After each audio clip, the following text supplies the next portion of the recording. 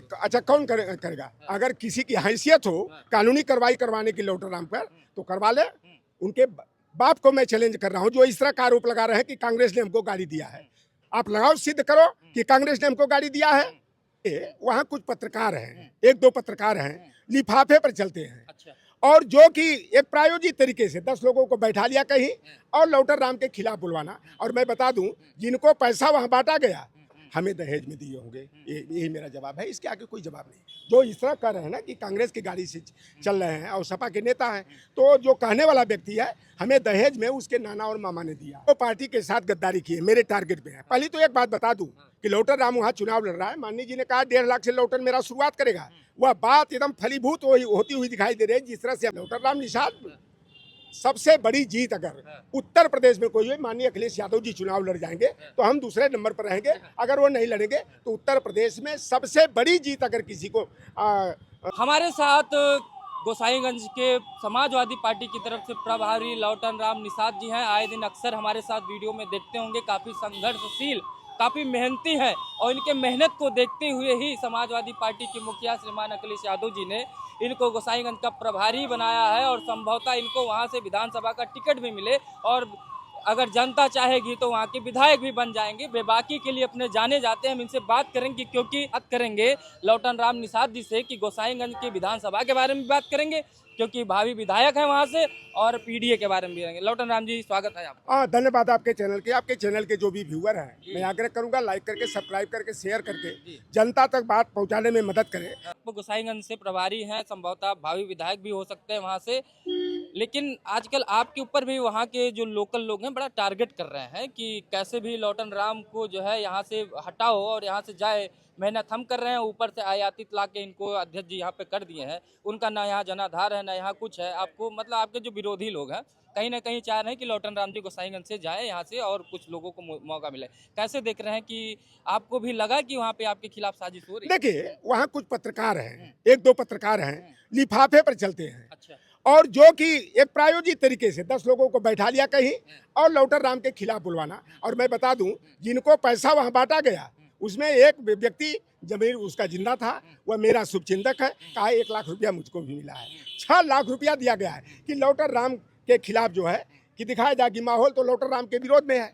और वह बाहरी तो कर भी रहे हैं, हमारे पार्टी के कुछ गद्दार हैं वो भी इस तरह से जो भगोड़े हैं उन्हीं के लिफाफे पर चलने का काम करते हैं। और इस तरह का जो किया जा रहा है वहाँ पर जाइए, अपने जाइए निष्पक्षता पूर्वक, आप गांव में गिराव में जाइए, दलित बस्तियों में जाइए, पिछड़ों में जाइए। सारे लोग कह रहे हैं कि हम लोगों की मुराद माननीय अखिलेश यादव जी ने पूरा कर दिया, क्योंकि लौटन राम निषाद ही जो है कि जो हमारी पार्टी के साथ दगाबाजी कलाबाजी करके चला गया, उसको जो है जवाब देने का काम लौटर राम निषाद करेंगे। आपकी लखनऊ में ही सपा के पहले शुभचिंतक रहे हैं, वो भी आपके ऊपर कहीं ना कहीं आरोप लगाने लगे कि कहीं ये कांग्रेस में थे, आज जिस गाड़ी से चल रहे हैं वो कांग्रेस की दी हुई है। कहीं ना कहीं आपके ऊपर वो कह रहे हैं कानूनी कार्रवाई करने की भी बात कर रहे हैं। कैसे देखिए अच्छा कौन करेगा? अगर किसी की हैसियत हो कानूनी कार्रवाई करवाने की लौटर राम पर तो करवा ले।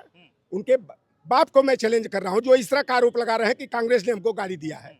आप लगाओ, सिद्ध करो कि कांग्रेस ने हमको गाड़ी दिया है।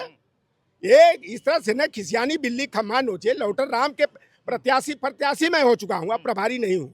प्रत्याशी पूरे भारतीय जनता जो सपा के बड़े नेता हैं अयोध्या के सारे लोगों को बुलाकर माननीय अखिलेश यादव जी ने 22 सितंबर को कह दिया कि लौटर राम प्रभारी नहीं प्रत्याशी है। और लौटर राम के बाद कुछ लोगों ने चुप्पी साधी है, आपको मान भी रहे हैं कि कुल मिला के अंतोगत तो यही लड़ेंगे। उसके पहले कहीं ना कहीं उनके मन में भी लालसा थी, इधर उधर कर रहे थे आपके खिलाफ, लेकिन उसके बाद से जब से अध्यक्ष जी ने बुलाया उसके बाद से कहीं ना कहीं आपके साथ वो दिखाई दे रहे हैं। आपको लग रहा है तो निश्चित रूप से जो लोग भी कुछ विरोध का स्वर था उनका हमारे साथ चल रहे हैं। वहाँ की बूथ की बैठक हो गई, सेक्टर और जोन की बैठक हो गई और सारे लोगों का समर्थन मिल रहा है। और ये स्वाभाविक तौर पर होता है, जो टिकट का दावेदार रहता है तो कुछ दिन नाराजगी व्यक्त करता है और अंततोगत्वा वह हमारे साथ कंधा से कंधा मिला करके चलेंगे। तो आपकी वीडियो, पुराने वीडियो भी वायरल कर रहे हैं, लोग काट काट के डाल रहे हैं कि ये देखिए जब कांग्रेस में थे तो अध्यक्ष जी के किस तरीके से बातें रखते थे, बुराई करते थे, उन्हीं को जो है कहीं ना कहीं छलावे के रूप में कहते थे। अब जब इधर आ गए हैं तो इनको जब कहीं ना कहीं इनको सीट मिल गई तो क्या लग रहा है कि आपको गिराने के लिए कहीं ना कहीं या जो पुराने प्रत्याशी वहाँ के रहे जो सपा से निकाले गए हैं इस समय मौजूदा विधायक तो उनकी भी चाल नहीं देखिए जो विरोध क्या बात कर रहे हैं, मैं जब ये उम्मीदवार बन गया हूँ तो मैं पॉलिटिकल पर्सन बन गया हूँ। बिल्कुल। इससे पहले मैं 3 सितंबर से पहले मैं सोशल एक्टिविस्ट था। मैं खाटी अम्बेडकरवाद, मंडलवाद, पेरियारवाद पर बात करता था। और देखिए कभी भी अगर ओबीसी SC ST के साथ अगर कहीं लगेगा कि प्रत्यक्ष या परोक्ष रूप से कुठाराघात किया जा रहा है, उनको हितों की चोट पहुंचाया जा रहा है, तो लौटन राम उनकी आवाज़ बनने का काम किया। वो मैं भी देखा था कि जो कि कांग्रेस में रहे तो देखिए क्या करे। वो त्रिस्तरीय जो आरक्षण की व्यवस्था थी और हमारे माननीय अखिलेश यादव जी ने नहीं वापस कराया था। वह कुछ अधिकारी थे जो RSS की मानसिकता के थे, उन्होंने त्रिस्तरीय आरक्षण व्यवस्था जो थी और उसको जो है कि वापस कराने का काम किया। उस पर हमारे सरकार हमारी पार्टी को बदनाम करने का काम किया। तो इस तरह देखिए खिसियाए हुए लोग हैं कि और आज पूरे उत्तर प्रदेश की जनता खुश है। लौटन राम तो गोसाईगंज से चुनाव लड़ रहा है। पूरे आप प्रदेश में चले जाओगे तो लोग का भ्रमण भी कराया हर जगह, अभी ऊंचाहार भी गए थे। आपके ही विधायक थे पहले मनोज पांडे जी, उनके खिलाफ गरज किया है। आप गोसाईगंज गए, आप ही के विधायक थे अभय सिंह जी, उनके खिलाफ गरज किया है। अब इधर गौरीगंज भी जाएंगे राकेश सिंह? देखिए जो पार्टी के साथ गद्दारी की है मेरे टारगेट पे है। पहले तो एक बात बता दूं कि लौटन राम वहाँ चुनाव लड़ रहा है। माननीय जी ने कहा 1.5 लाख से लौटन मेरा शुरुआत करेगा। वह बात एकदम फलीभूत होती हुई दिखाई दे रही है। जिस तरह से हमारे दलित वर्ग का और ओबीसी का अदर वो गैर यादव का कह लीजिए भरपूर समर्थन, चाहे विश्वकर्मा हो, चाहे प्रजापति हो, चाहे कुशवाहा हो, चाहे पाल हो, चौहान हो, राजभर हो, सैनी हो, माली हो, सारे वर्गों के साथ साथ जो है हमारे दलित वर्ग के वहाँ संख्या सबसे ज़्यादा दलित वर्ग में कोरी वर्ग की है। कोरी के बाद चमार भाई हैं, उसके बाद हमारे बसफोर और धरकार हैं और पासी समाज के लोग। और सारे लोग करें कि अब की बार राम मनोहर लोहिया की धरती पर जयराम पटेल और रामदेव पटेल की धरती पर सीताराम निषाद, राजबली यादव, महादेव वर्मा और जो है कि मित्रसेन यादव की धरती पर कोई खाटी समाजवादी आया है जो सामाजिक न्याय की लड़ाई पर मुखरता से आवाज देने का काम करता है। जब ओबीसी SC ST की हकमारी होती है, कोई जब जवाब नहीं देता, खड़ा होता है, तो लौटन राम मजबूती से जो है कि आवाज को बुलंद करने का काम करता है। इतने दिन से आप भ्रमण कर रहे हैं गोसाईगंज में, आपको अभी तक क्या लगा, क्या उम्मीद लग रही है आपको कि आपको कितना जन समर्थन मिल रहा है, कितना नेताओं का सहयोग मिल रहा है? क्योंकि अगर जन समर्थन मिलता है तो कहीं ना कहीं विरोधी उसमें खलल डालने की कोशिश करते हैं। जैसे आपने देखा है कि आपके खिलाफ कई कैंपेन भी चलाया गया और यहाँ भी लोग कह रहे हैं आपके ऊपर गाड़ी वाला मुद्दा मैं अभी आपसे जानना चाहूंगा क्योंकि उनको जवाब देना पड़ेगा आपको। क्या कह रहे हैं कि आपको जन समर्थन कैसे मिल रहा है? देखिए भरपूर वहाँ जन समर्थन मुझे मिल रहा है और जनता कह रही है कि बाहुबली न नोट बली, अब की बारी वोट बली। और लोग कह रहे हैं कि वोट भी देंगे, नोट भी देंगे। लौटन राम को चंदा देकर, गेहूं चावल दे करके, आलू प्याज दे करके हम लोग जो है कि लौटन राम को चुनाव लड़ा करके इनके शीश को ऊंचा करने का और अखिलेश यादव जी के साथ जो गद्दारी किया है, दगाबाजी किया है, उसको मुंहतोड़ जवाब देने का मान लिया जाए आपको। लौटन राम निषाद सबसे बड़ी जीत अगर उत्तर प्रदेश में कोई हुई, माननीय अखिलेश यादव जी चुनाव लड़ जाएंगे तो हम दूसरे नंबर पर रहेंगे। अगर वो नहीं लड़ेंगे तो उत्तर प्रदेश में सबसे बड़ी जीत अगर किसी को मार्जिन से जीत मिलेगी तो लौटन राम निषाद। आत्मविश्वास की वजह से आपको टिकट मिला है क्या? जो आपका देखिए माननीय अखिलेश यादव जी अभी मिले थे, कहना हमारा लौटन अच्छे तरीके से प्रचार कर रहा है और मंच पर बैठाए। क्या कमियां लगी अभी आपको गोसाईगंज में? आप जब गए तो देख कि मैं बन जाऊंगा विधायक यहाँ से तो सबसे पहले मैं यही काम करवाऊंगा। देखिए वहाँ जाने के बाद कमियों की बात है, मेरा अब वो जब अधिकार मिलेगा ना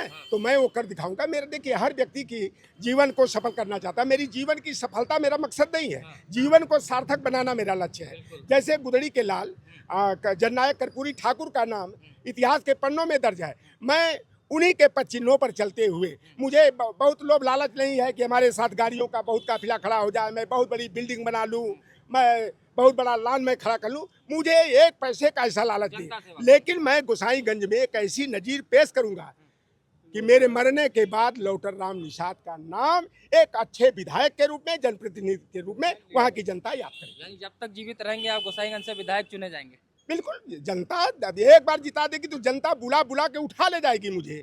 जनता याद करती है। देखिए जनता का इतना स्नेह मुझे मिल रहा है और जाने के बाद लोगों ने कहा कि लोग जो डरे हुए थे, सहमे हुए थे, सारे लोग खुल करके लौटन राम के साथ आ गए और जगह जगह कार्यक्रम करके मेरा भूतपूर्व स्वागत भी कर रहे हैं। माला फूल से तो एकदम लाद दे रहे हैं लोग, बहुत भरपूर सहयोग मिल रहा है। एक आखिरी सवाल करेंगे क्योंकि हमसे कई लोगों ने कहा और मैं बहरहाल उस चीज़ को मैं सोचा था आपसे मिलूंगा तो मैं पूछूंगा क्योंकि आपके विरोधियों ने ही कहा कि सपा से इनको प्रभारी बना गया, संभवतः टिकट प्रत्याशी भी यही हो जाएंगे। सपा के नेता हैं, सपा के अब नेता बन चुके हैं, विधायक भी बन जाएंगे अगर जनता समर्थन मिलेगी। नेता सपा के गाड़ी से चल रहे हैं कांग्रेस के। ऐसा है ना कि वो जो कहा होगा हम्म। शायद उसके जो है ना कि मामा और नाना हमें दहेज में दिए होंगे। यही मेरा जवाब है, इसके आगे कोई जवाब नहीं। जो इस तरह कर रहे हैं ना कि कांग्रेस की गाड़ी से चल रहे हैं और सपा के नेता हैं, तो जो कहने वाला व्यक्ति है हमें दहेज में उसके नाना और मामा ने दिया है। बहुत बहुत धन्यवाद, आपने इस सवाल का जवाब दिया। दर्शकों, आपने देखा लौटन राम जी अपने इसी विभाग के लिए जाने जाते हैं। आप पहले प्रत्याशी हैं जिनको समाजवादी पार्टी की तरफ से घोषित प्रत्याशी यानी गोसाईगंज से इनको उम्मीदवार बना दिया गया है। और आपने देखा कि समाजवादी पार्टी से जितने जो विधायक समाजवादी पार्टी के साथ धोखाधड़ी कर छोड़ कर गए, वो हर सीट पर जा रहे हैं। अभी आपने इनको देखा होगा, ऊंचाहार में मनोज पांडे के खिलाफ भी गए, गौरीगंज में भी जाएंगे और अभी आपने देखा गोसाईगंज में लड़ ही रहे हैं। यानी कि जितने भी तमाम समाजवादी पार्टी से निष्कासित विधायक है उनके खिलाफ भी ये जा रहे हैं और गोसाईगंज से अपनी मजबूती के साथ दावेदारी भी पेश कर दी है। उन्होंने कहा कि 1.5 लाख से तो हम शुरुआत करेंगे, जीत का तो पता ही नहीं है और हम जब तक जिएंगे तब तक उस विधानसभा से अपने कामों की वजह से विधायक के रूप में कार्यरत रहेंगे और ऐसा काम करके दिखाएंगे कि हमारी वहाँ पे लोग आजीवन याद करेंगे। अब मूर्तियां लगेंगी या नहीं लगेंगी, या तो स्वतः लगवा के मायावती जी के तरीके से तो नहीं चले जाएंगे। जनता खुद है, जनता।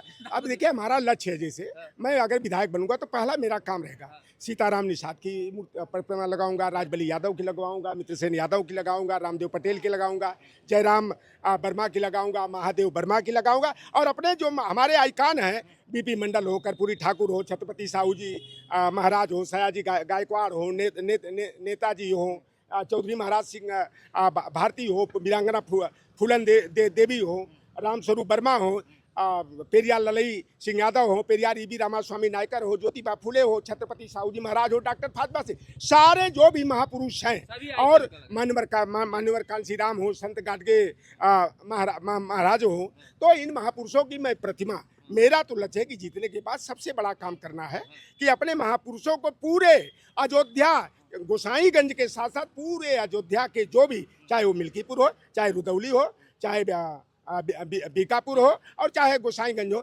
सारी विधानसभाओं में अपने महापुरुषों की प्रतिमा लगा करके एक बहुत बड़ा संदेश पूरे देश में देने का काम। बहुत बहुत धन्यवाद। बाकी दर्शकों आपको तय करना है, इन्होंने अपनी बात को रख दिया। इनके ऊपर जो आरोप लग रहा था, क्योंकि जब नेता कोई बनता है, जब उसकी तरफ ऊंचाइयां सामने दिखाई देने लगती हैं तो आरोप लगाने वाले भी सामने आने लगते हैं। बेबाकी के साथ अपने गाड़ी से लेकर तमाम आरोपों पर इन्होंने अपना जवाब दिया। इसी के साथ वीडियो को समाप्त करते हैं। नमस्कार।